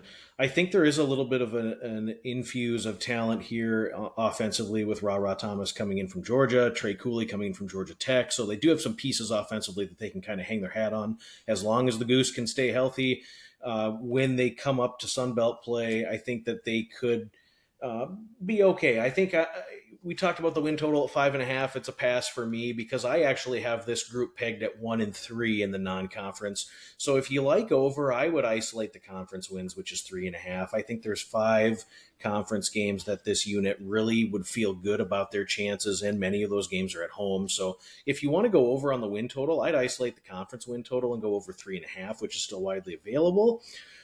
Defensively, they're going to have to create a little more pressure up front. They have some good talent that came in from some P4 schools that they can try to build something around defensively. I don't have really a ton else on this group, but I think that there are pieces to work with here. And if anything, I'd go over 3.5 conference wins.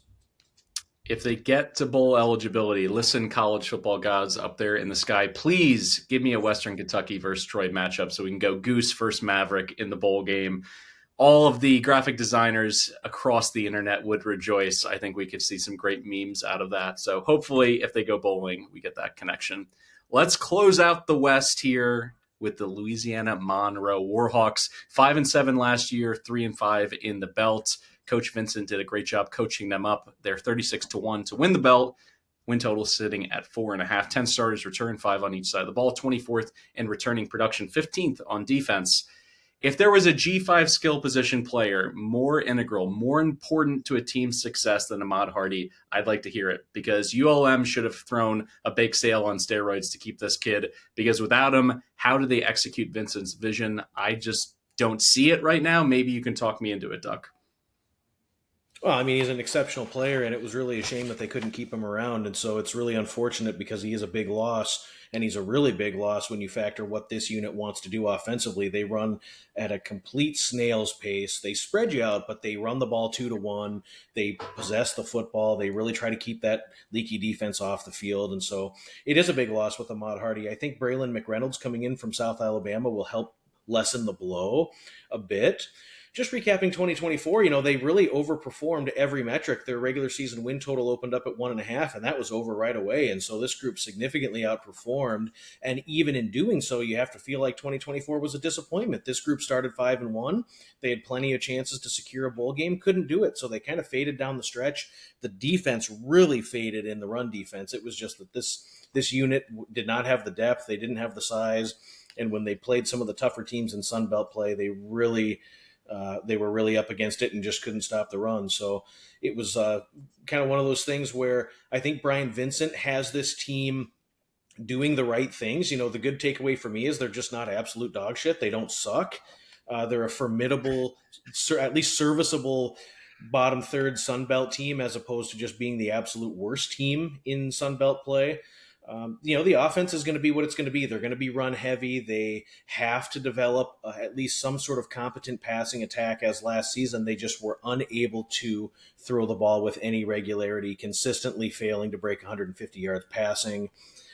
They were poor on third down. Turnovers were a little bit of an issue, and the defense was just up against it because the offense couldn't score. So if there's any sort of development of Armanetta at quarterback, and if there was any playmakers that emerged, this could be a feisty group in Sun Belt play.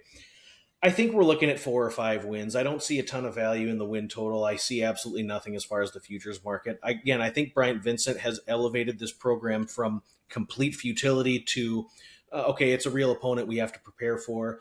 I'd look to bet unders in some of their games this season. They should blast FCS St. Francis. And then I think that they could, with just their style of ball control play and the very, very slow pace, they're going to try to play keep away. So I think early in the season could be some unders that we might look on in game for them.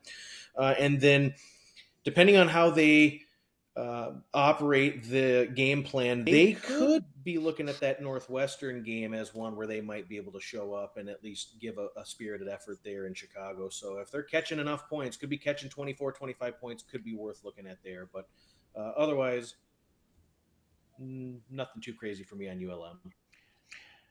I do like the over on this team. I do make it about 5.5. I'd like to go over 4.5, but there are a lot of questions here on the offensive side. Mainly, Brian Vincent says that he's not calling the plays, and I don't really see on the coaching staff who is going to call the plays. I'd like to have that answered before I fire my own money.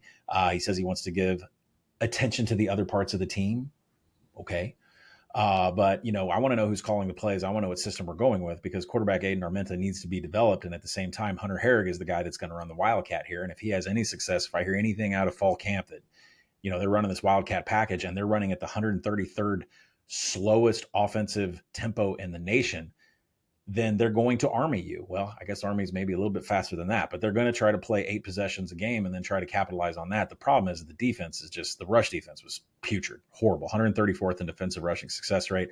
A lot of JUCOs coming in to try and plug up all those holes up front. Pass defense is actually the specialty here. They're going to be able to stop some of these offenses that like to sling it around that are on their schedule. I'm looking at Texas State. I'm looking at, maybe potentially Louisiana with Walker Howard at the end of the season. ULM could potentially, with this secondary, give them, a little bit of pause. The rest of the defense is nothing really to talk about, but, corner David Gouldsby's coming in, UAB transfer Carl Fauntroy. So we'll see what they can do. He'll be there at safety. 3 outright wins as an underdog last season. They really caught everybody off guard. They only covered like one of their last 5 games, I think, against Marshall. I think they ran out of gas, or maybe just on paper they got figured out. Really, it was one of those things where I think they ran out of gas and they kind of showed their entire hand. Even beating JMU as a 16-point underdog last year, that tells me that's coaching. That wasn't because of the talent they had. I mean, of course they had good talent. They've lost that, but that's coaching too.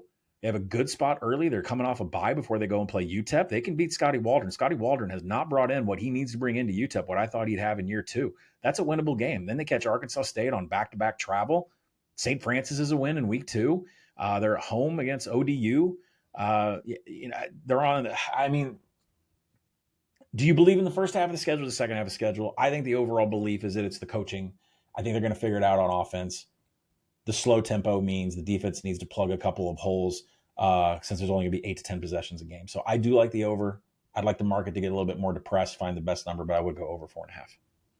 All right, let's close out this entire Sun Belt preview, East and West, with our favorite storyline that's going to dominate the season in the Sun Belt and our title game matchup. I'll go to you first, Duck. It's just so hard to underestimate the Charles Huff move. He stayed in the conference, the mass exodus of players to Marshall. Many of them went to Southern Miss. You know, there was some talk on the internet about doing the Charles Huff parlay and parlaying the Southern Miss over with the Marshall under and getting some good odds there. So I'll be real interested to just keep an eye on both these programs as we get through this 2025 season, just to see how fast the dichotomy plays out between Southern Miss being much better than expected and Marshall being a poor Sun Belt team this year. So I think that is going to be a narrative that I'm watching closely with those two programs.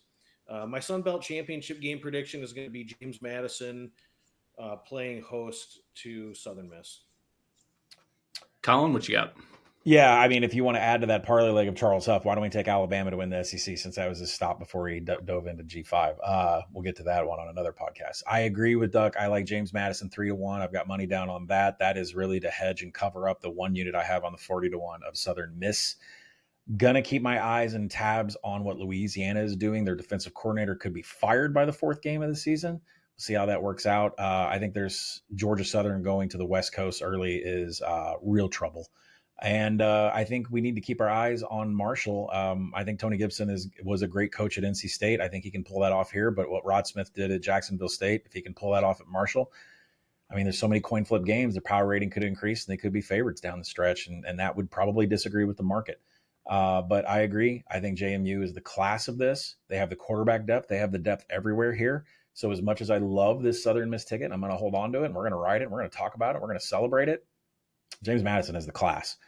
That Louisville game, I would rather have James Madison money line than a JMU 13-1 to make the playoff.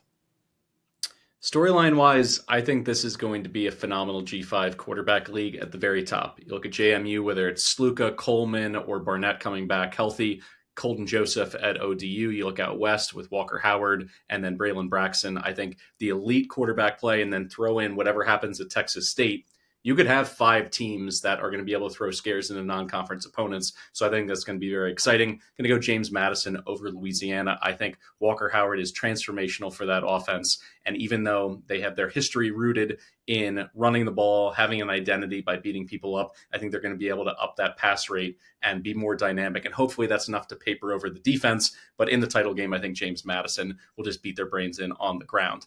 So that's it for us. The Sun Belt now in the books. I hope you guys appreciated that double feature, East and West. If you're listening to the West preview and you're wondering what the hell we're talking about in the East, go back into your feed and check out everything that we broke down for those 7 teams. Coming up next, the Mountain West, followed by Conference USA.